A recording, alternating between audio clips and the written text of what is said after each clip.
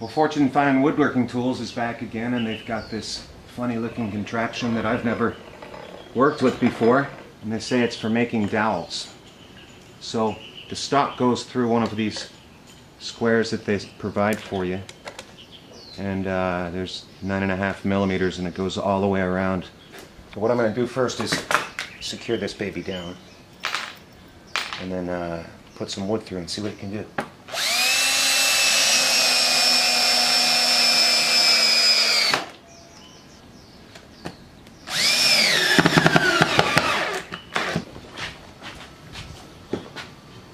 So that's lined up and locked in place. Okay. And you simply, as I understand it, feed it through yourself. And once it gets going, okay, once it gets going, then it's gonna gets more and more stable as you go.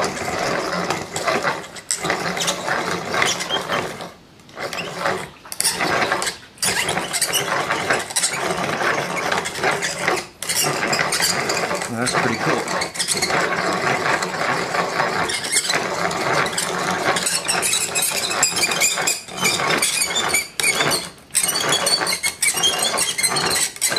And once it comes out the other side, I'd imagine you can switch hands and pull.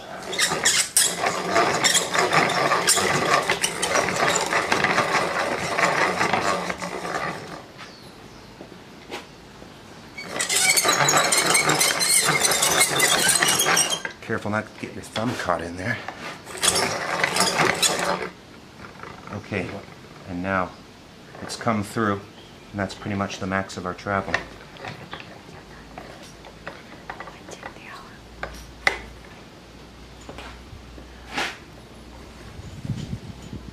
Voila.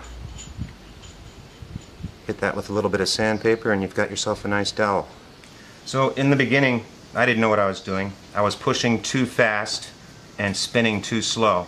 And you can see that I got a rough cut. And then here's where I sped up and fed slower. And I got a nicer cut. So I guess that's the idea. You want to feed slowly and spin fast. And there you go. Gee, I wonder how much they're selling these for. Okay, I'm going to try it again now. That was my first time ever having used a mechanical dowel former.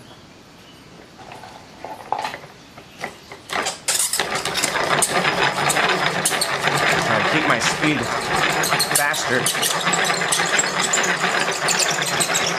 and my feed slower.